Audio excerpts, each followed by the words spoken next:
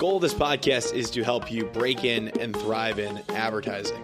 And we do that every Tuesday by sharing the stories and advice of those rocking it on the other side. And I think it's so crucial for us to follow and learn from the lead advertising trade journalists. Alison Weissbrot is at the front because she is the U.S. editor at Campaign. Campaign is a global business magazine covering advertising, media, marketing, and commercial creativity. Headquartered in the UK, it also has editions in US, Asia Pacific, India, the Middle East, and Turkey.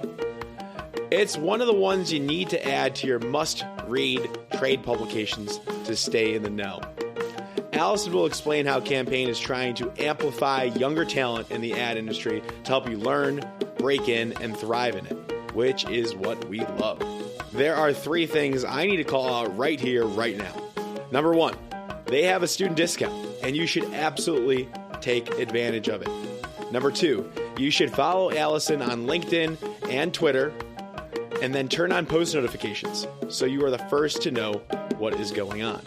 And number 3, they have an award show called the Campaign Big Awards. They target folks with 5 years or less of industry experience to judge creative work. I just did this and had a fantastic experience learning about the award show process and what people value in creative work. So keep this on your radar and apply to be a juror. So I'll let you learn more about all these items in this episode when Alison explains it. She knows so much about the industry's current state and where it's going, so this is a must listen. Now, on with the show. This is the Breaking and Entering Advertising Podcast, and as usual, I'm your accomplice, Gino Schellenberger. Kick it, Mikey.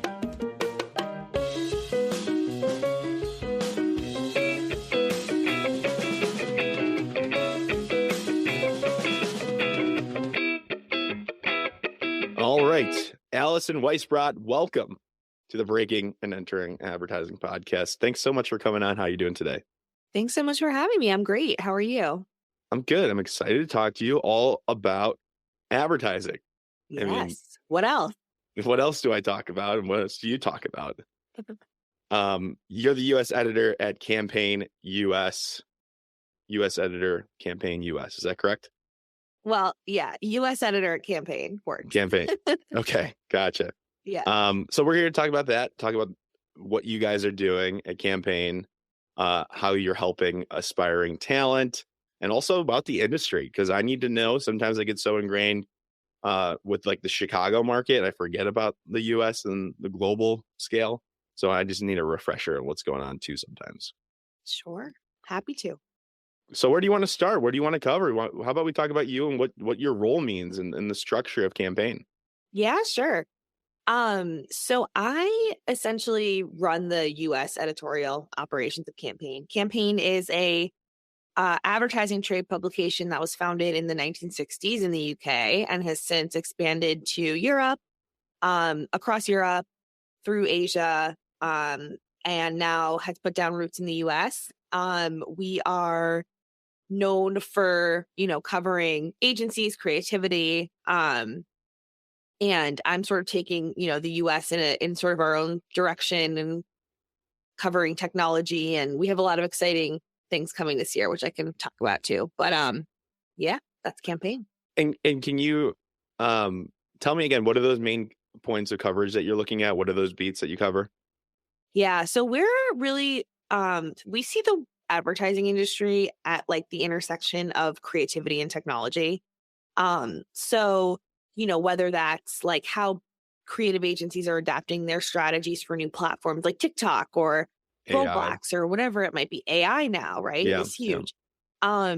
Or whether that's like how, technology is transforming the media buying part of the industry. Yep. How tech platforms are really just sort of reshaping the way that, advertising happens and is consumed. So, but yeah, creativity is our core and it's our heritage, and it's something that is extremely important in this industry and that we want to celebrate and highlight. But I sort of like to think of, what are the creative stories? And it's exciting because we hired back actually Sabrina Sanchez as our creative editor. Ah, yes, I know her.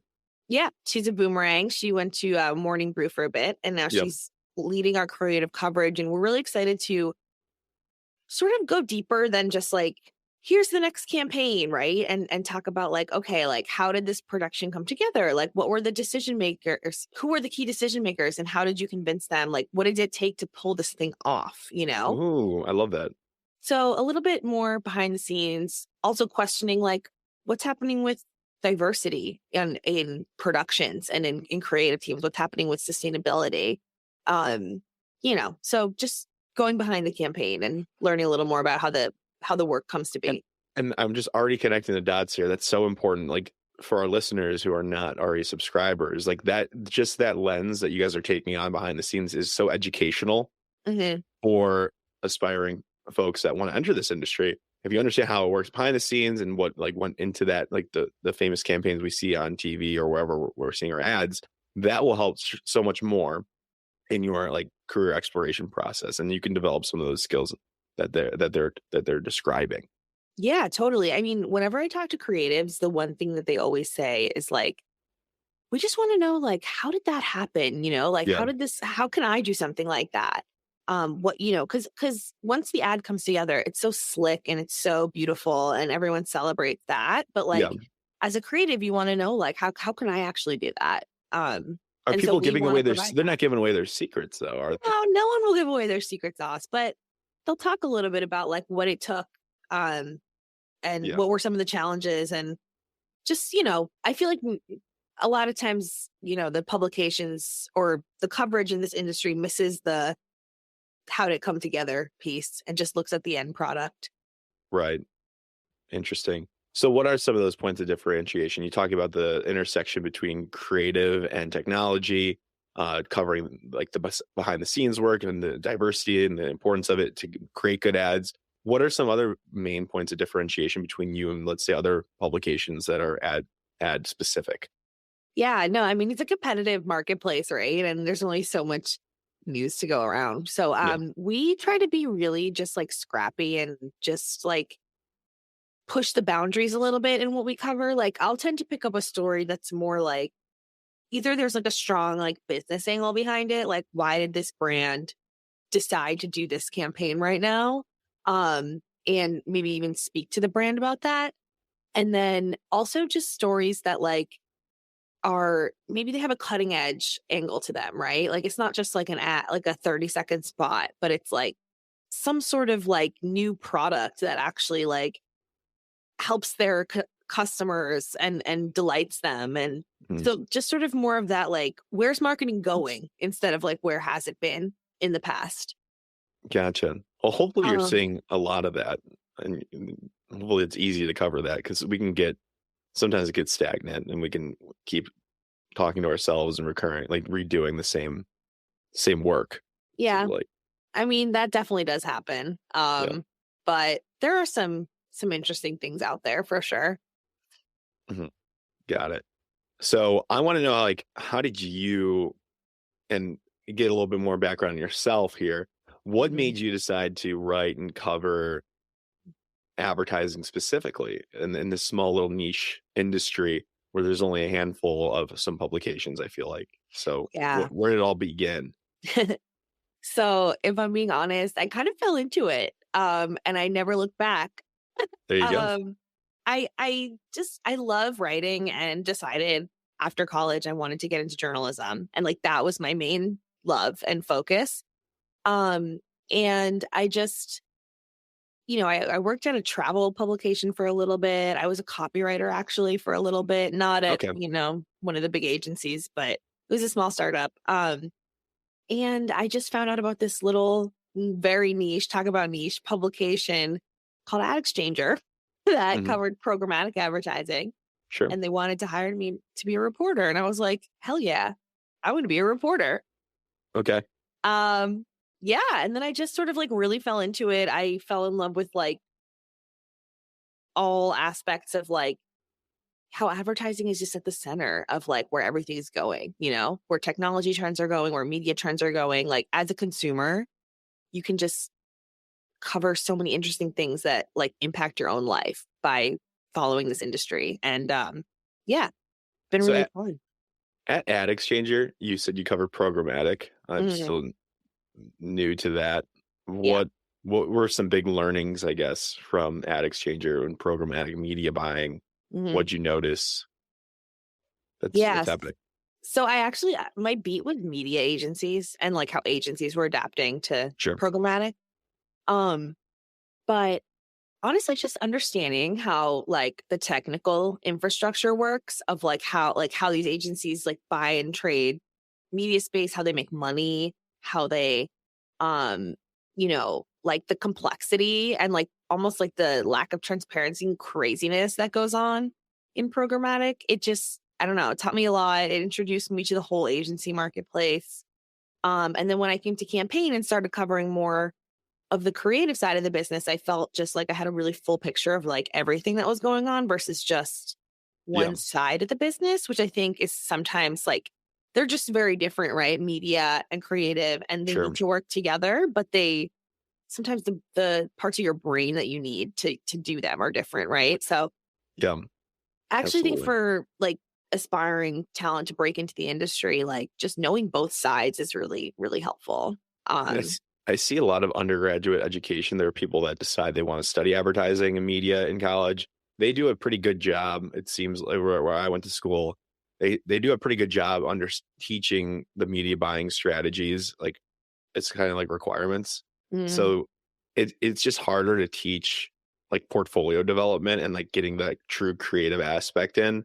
So, and I also want to comment that I find it interesting that you were able to start off in that media more complex buying and that ecosystem technology and programmatic side probably is a good foundation for you in your career to understand like the complex side of things and then go over understand okay we can pick up creative we know what's interesting we know what's spectacular out there so it's probably a good route to go. yeah, definitely. And I think so much of creative now is based on the platform. Like you have to have like the right creative for TikTok, and then you have to have the right creative for your CTV campaign. And it's like, just knowing the platforms and how they work, I think is really helpful. Yeah, yeah, absolutely. Definitely creatives need to be on all these platforms or be Mm. familiar with them and live with them so they can understand like the ecosystem and how to naturally place something that looks normal there. Yeah, and I think like the advantage that a lot of young people have is like they're natives on these platforms. So Yeah. like they're not being trained in the creative traditional sense of like everything has to start with an ad and then you extend it to digital. Like they're thinking like TikTok first and like Discord first and like Yeah. whatever it is that they're on, Twitch, whatever. So just like I would say like don't, I mean you didn't ask for me for advice yet, but I will give you my advice. Yeah, go ahead. Just start like with the idea that it doesn't matter what platform you start with the idea, right? Like find the best one and then just grow it from there. Yeah, that's so interesting. The traditional school of thought is you start off with a print ad Exactly. and you write out a three-part print ad really and see how that can extend into other mediums. That's like really old school. So you're saying, I mean, if you have something, an idea special to TikTok, make it there first and see how else you can expand it. I mean, look, I'm not a creative, but it makes sense to me. Makes sense Um, to me too. I mean, as long as it works, right? Like we're just looking for like good results. yeah, exactly. And you got to Nice. keep up with what consumers are doing. So, Hmm.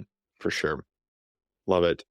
And while we're in the advice portion, I am curious. So, how can, I guess, like, is there some sort of way that students can get subscribe to campaign at a discount? Perhaps, like, is there a way like they can consume this media yeah. specific to them? So we are unfortunately, I mean not unfortunately, a lot of publications are doing, we're putting up a paywall. Yep. Yeah. We have Yeah. a paywall. We have a You have paywall. to. You have You to. have to. I mean, we have to run a business too. But I believe we do have a special offer for students. Yep. I should know this off the top of my head, but I don't. It's all good. We'll follow up Um, then. but yes, I will definitely let you know. I think that it only makes sense for us to have, I mean, part of our like a core part of our strategy is to engage with the younger and more entry level and people entering the industry and sort of get them to grow up on campaign, like this is what I read when I was first starting out in the industry. And we have I could talk about a bunch of different things we do for emerging talent if they want to sort of engage with us beyond subscribing. We have our biggest thing is obviously we have a lot of awards as trade publications do.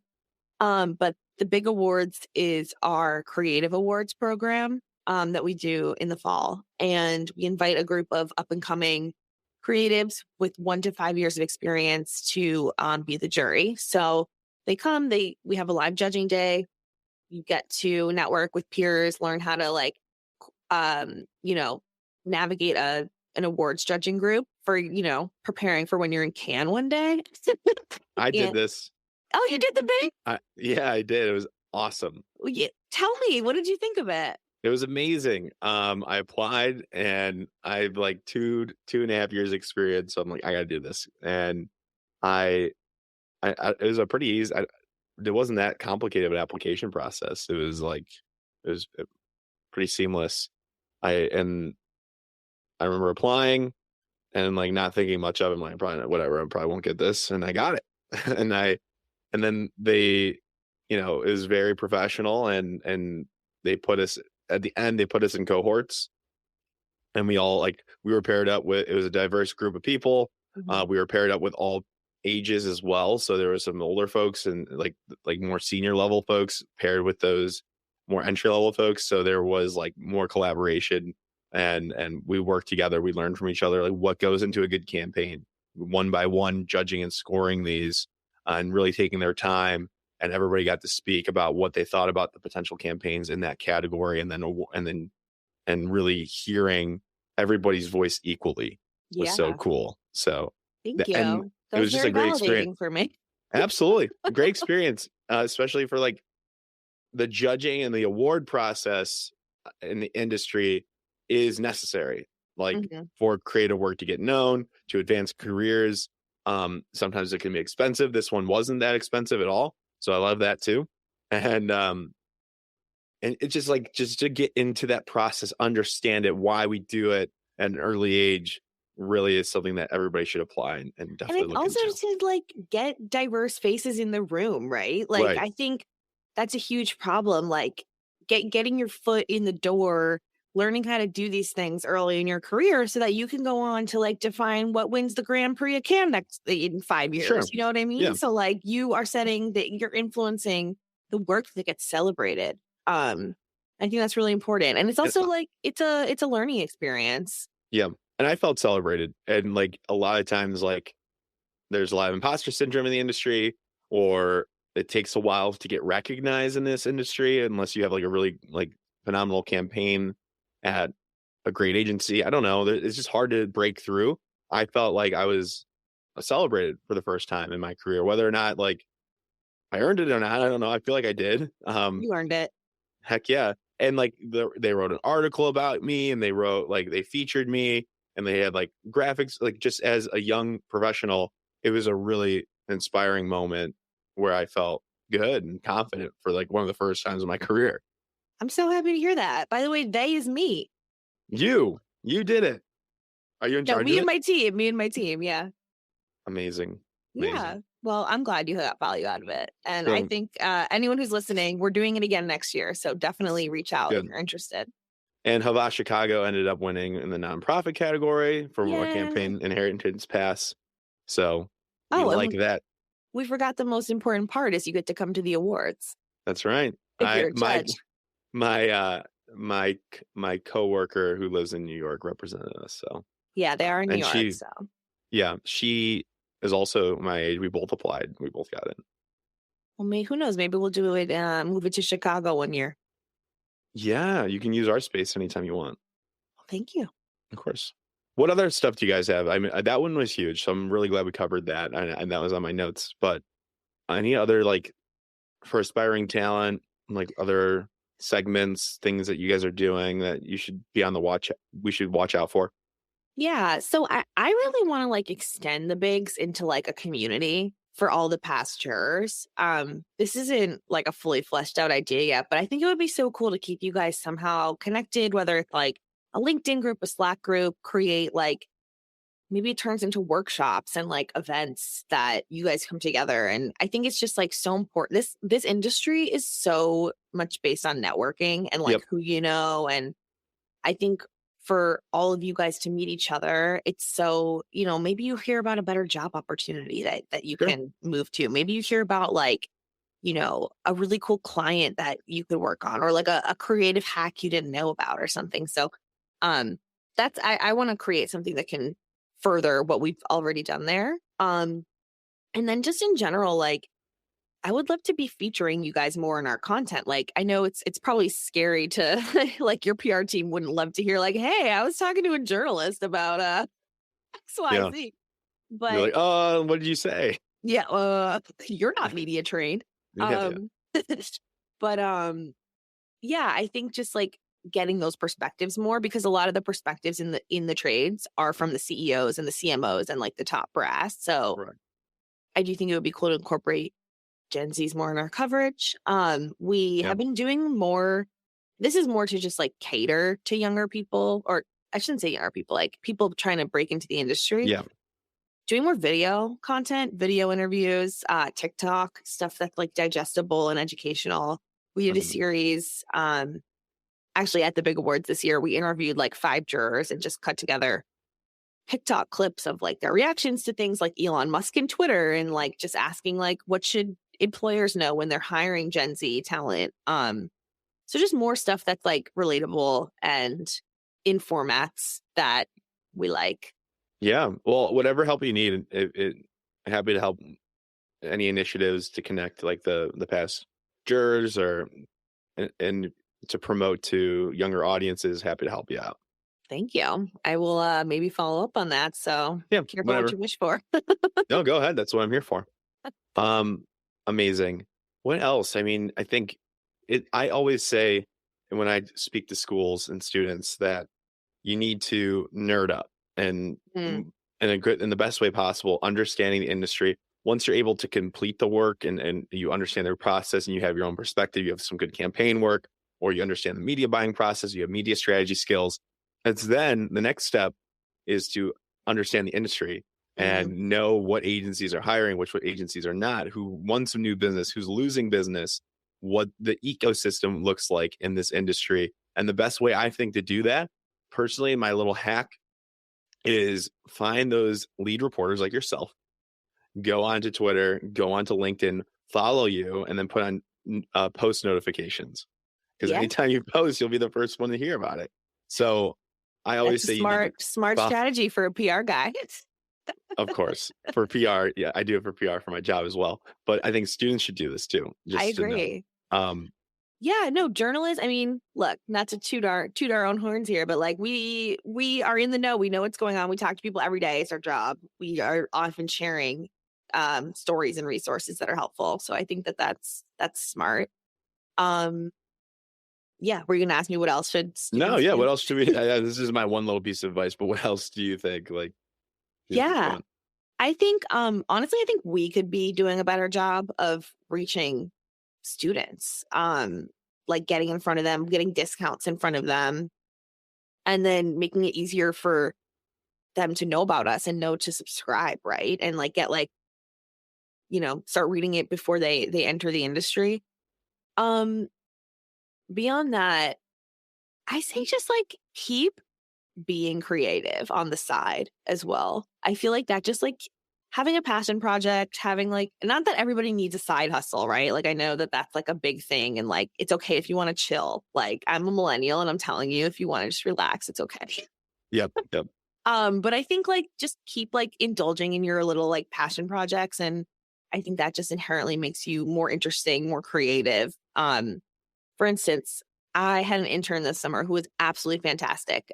She put together, her name's Aliona Uvarova. She's an NYU student, and she created this 6-part video series for us on the metaverse that was really great, really well reported, she completely produced the whole thing. And like one of the reasons that I wanted to hire her is because I saw her YouTube channel and I was like, she's out on the street just like interviewing people, and she's awesome and she's putting these videos together. And it's like, so just keep doing the things that you love, and like those things don't go unnoticed when you're being hired for a creative job, I think. It's like your own I love little that. portfolio on Oh, the side absolutely. of your portfolio.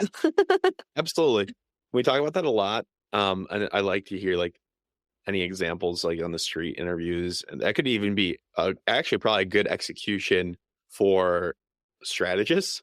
I think Mm, because you have to be curious, you have to be interviewing, you have to be asking the right questions, and also for journalism. But that could be something you do. Like you record some interviews if they allow it, and you then you come up with insights, like 3 to 5 insights from that.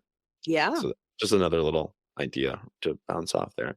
But totally. yes, I also think just like read a lot of stuff. Like as a journalist, I'm always just like reading newsletters, I'm reading stories, I'm just like you'll keep up, you'll sort of learn like the way the industry sees itself and talks about itself and how to navigate it by just reading.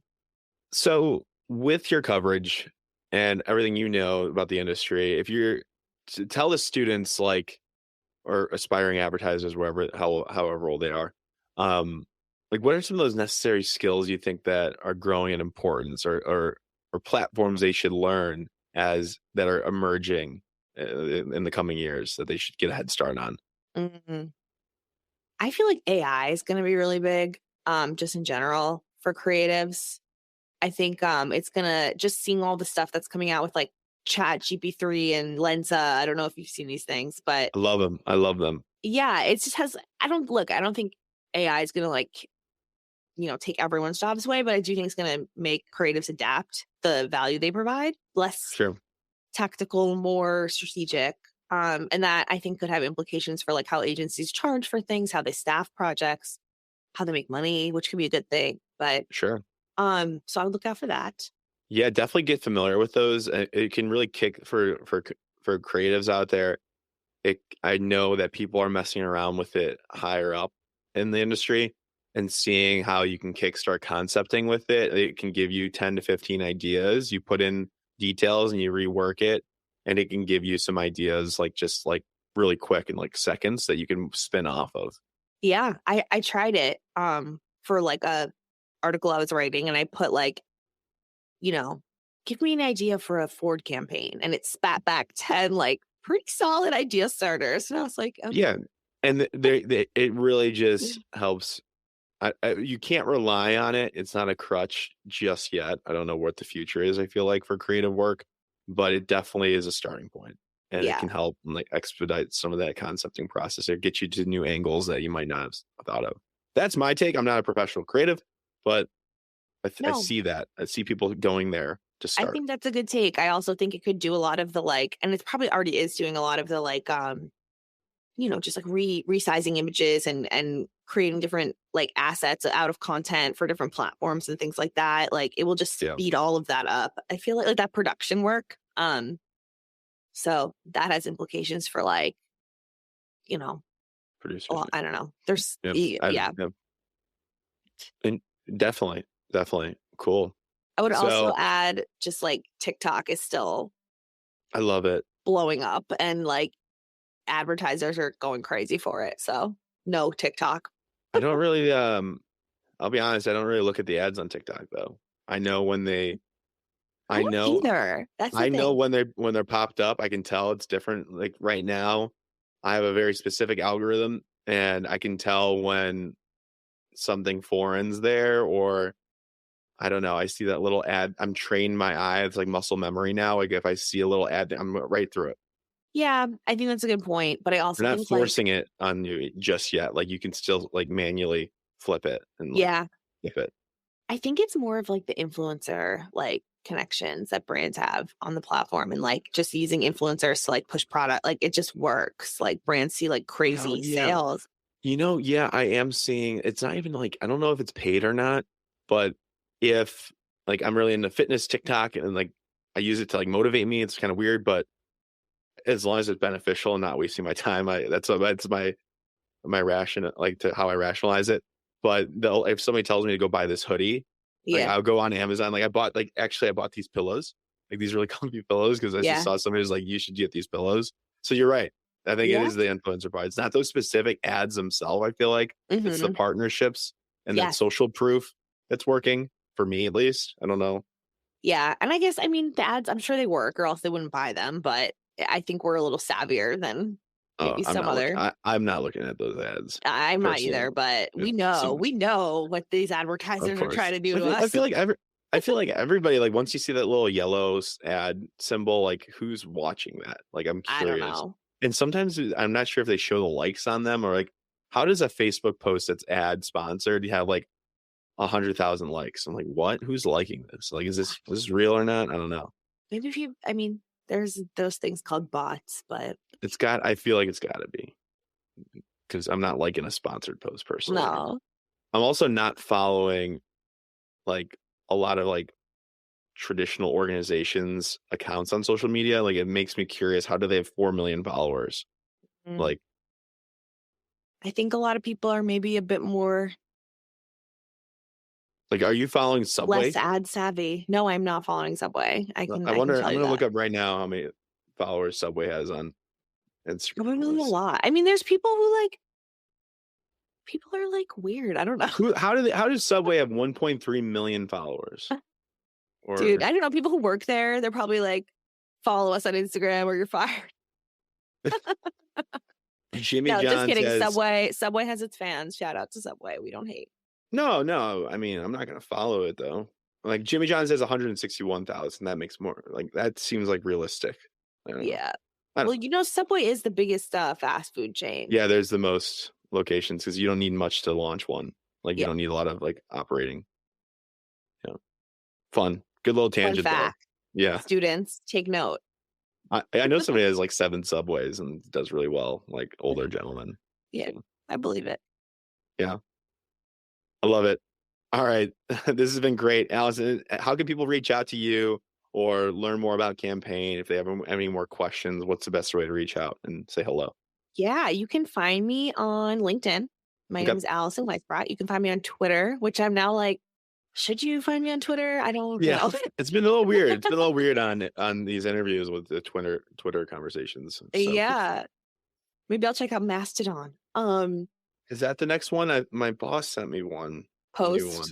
I think it's Yeah, that one. Those seem like the two. I heard Mastodon's really hard to use. I haven't checked it out yet, but you gotta get on that. Me too, right? All the journalists are doing it. So yeah, you can find me on social media at Alison Weissbrot. You can email me, allison.weissbrot@haymarketmedia.com. And Campaign US, campaignlive.com. A lot of our social handles are at Campaign Live US. So find us on all the platforms. And yeah, please do reach out. We want to involve you and hang out with you and help you get into the industry. So amazing. Yeah. Cool. Well, thank you so much for taking the time today. Thanks for covering the industry, the one that we love so much, and just really pushing us also to create better work, to be more inclusive, to be more diverse, and to really push the boundaries of what we do every day. It's so important. I appreciate you. Thank you. Of course. Thank you so much for listening to this entire episode of the Breaking and Entering Advertising podcast. If you like what you heard, it would mean a lot to us and help us grow and get better guests and better break-ins if you can go to Apple Podcasts and leave us 5 stars and a small review if you have the time. Be sure to connect with our guests if you like what they said by going to our Instagram at Breaking and Entering Pod. That's all one word, Breaking and Entering Pod on Instagram. We have links to their portfolios and their LinkedIn, and they want to connect, so do that.